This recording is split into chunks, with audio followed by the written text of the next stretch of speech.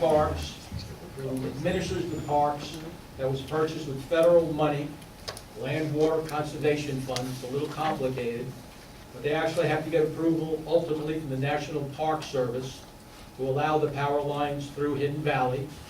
That's why we went to Congressman Calvert, because he was the head of the Appropriations Subcommittee that funded the Department of Interior, that funded National Park Service. A little complicated.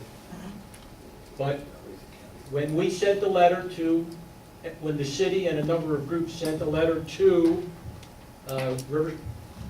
Riverside County Parks, who have completely neglected their responsibility from day one. They have never commented on an environmental impact report, on the initial environmental impact report from the city of Riverside. Never commented, never protested, zero. And now they are helping Edison to put lines through Hidden Valley. So when we all submitted our protest letters and questions and comments, in fact, we asked for photo simulations to bring this evening, particularly if there are going to be any of those towers with flashing red lights on there. I don't know, if you, Devon, if you could move some of the slides around a little bit. There's dozens and dozens of these towers going through Hidden Valley and out through you folks. Anyway, to answer Barbara's question and your question, which are the right questions, we contacted all these environmental groups, Center for Biodiversity, Sierra Club, Autobahn, so on and so forth. The only organization that commented was the Endangered Habitat League. I don't know if you folks know Dan Silver, but he's the guy that got the kangaroo rat feed many years ago. Anyway, he's the only person that responded. The issue between north and south of the river, if I can go on a little bit here, that's okay. If we didn't have the leadership of the Rupert Valley City Council, those guys up there, they've been busting their butt, we would have nothing, okay? Senator Roth is either silent or working for his wife, who's the president of Riverside Chamber of Commerce. Assemblymember Cervantes, nice lady, beholden to Senator Roth, raised money for her to get elected a year ago. She said she supported us, completely hiding.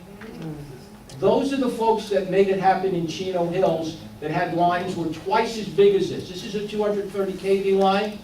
They were 530 kV that they had put underground. And to answer that gentleman's question, they're paying 30 cents a year instead of 10 cents a year because the total was twice as much. But the percentage is the same. But we cannot get a number from Riverside as to what you're going to pay. Is it 10 cents a year? Is it $100? What's the number? They refuse to give the number.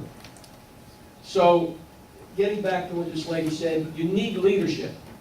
I'd love to corral Sharon, because you know what a ball of energy she is. Yeah. She's unbelievable. I mean, I get tired just trying to follow her. Seriously, she's amazing. But since you don't have any elected leadership, and this guy was smart or whatever, he got off the council, you need, when you go there, you can't be the guy with the aluminum foil hat on. Mm-hmm. Because you just get branded as a gadfly, and they ignore you. So you're all intelligent people, property owners, ratepayers. Somehow you need to get some leadership. And perhaps whether it is to talk to Senator Roth, Cervantes, Congressman Takano stepped up, and Calvert. But I want to tell you what the possibility for you folks south of the river. Because north of the river, I think we're looking a little bit better for two reasons. One is, Edison made a huge error in trying to bluff their way through the Lennar property on the south side of 68. They tried to put the power lines through Lennar. Lennar said, good, I'm going to build. That's what created undergrounding. If Lennar hadn't built where they said they're going to stick the lines, we wouldn't be having this conversation north of the river. To answer your other question, the school's across the street. They're putting it in the street. Like Betty said, it's got to be 40 foot. That's why it's in the street and not above ground. The second thing is the new environmental impact report has recommended a superior, preferred environmental alternative to go underground. The judge, who is tough as nails, I mean, this judge she's unbelievable. She goes. She's instructed Edison to demonstrate that it's not feasible, which blew us away when we were at this hearing. They now have to prove that it's not feasible. South of the river, you have none of that. You have the Norco folks. I'm going to try and get Susan to testify because she's amazing. Kevin Bash, these folks are involved. There is nobody protecting Ward 7. There is nobody protecting Hidden Valley. Zero, you got nothing, okay? The single biggest thing that you may have going for you, because you're next door to Norco, is that CAL FIRE is now focusing on the fire threat. I don't know if you guys noticed, Wednesday, CAL FIRE determined that the Thomas fire from 2017, which killed too many people and burned up hundreds if not thousands of homes, was caused by high wind pushing two Edison lines close to each other, caused an arc, sparked, and away it went. And now this thing is starting to have momentum. Devon, if you would be kind enough to go to some of the exhibits like 6, 7, and 8, you see some of the brush that's around, or if you can do a slideshow. Well, that shows you, right there, there's the ridge between Norco Hills on the left and La Sierra Hills on the right. If you have a Santa Ana wind fire coming from the river, northeast, southwest, CAL FIRE's petrified that those hills, that ridge line is going to burn on both sides. Yeah. So the most amazing thing is, in addition to county parks completely doing nothing, the environmental impact report did not contact CAL FIRE for input. Now, the original one, in fairness, in 2012, they didn't have this new fire map. After these horrendous fires in 16 and 17, PUC hired CAL FIRE to come up with the CPUC fire threat map. They have various zones. It was run by CAL FIRE. Can you go to number 2, I think it is, or number 3 perhaps? Try number 3. There you go, right there. Okay.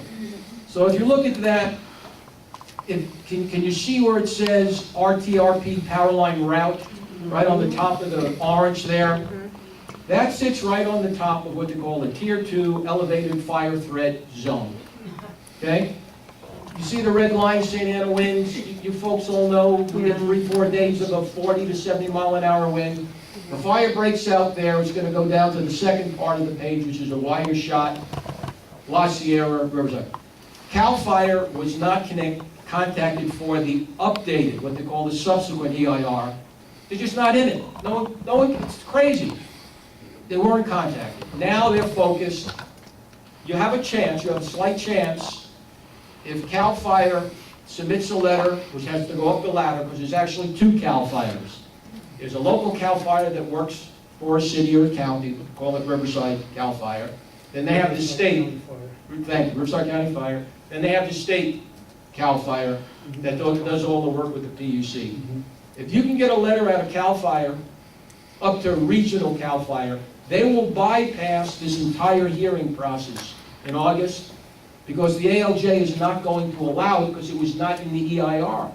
And she's an of-record lady. And if it's not of record, you don't exist. And that's the procedure. I get it. She's very strict.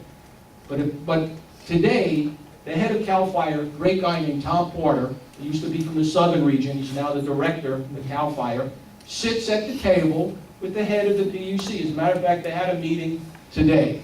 Because fire is the #1 issue in the state. Public safety, cost, they don't know what to do with it. They're all circling the wagons and trying to figure out what's going on. But if CAL FIRE says that they're going to put out a letter that it should be underground and in Norco, I believe there's a chance that Ward 7 would benefit from it spilling over. Also understand Riverside City Fire has done nothing, has not commented on the EIR. 0. Okay? But if CAL FIRE comes out, gets to the PUC at the top level, perhaps they can bypass this hearing process because it's not of record. And then how does the head of the PUC ignore a public safety issue because it's not in the record? Right? And that's where I think you folks have your best shot. Go to your local CAL FIRE station, go to your Riverside City Fire, they'll probably ignore you like you have the aluminum foil on your head. But try and go from that way and work up, and try to find some type of leadership. And you know, if you can't twist Sharon's arm, find someone, so you're just not a bunch of people that are gadflies. Thank you.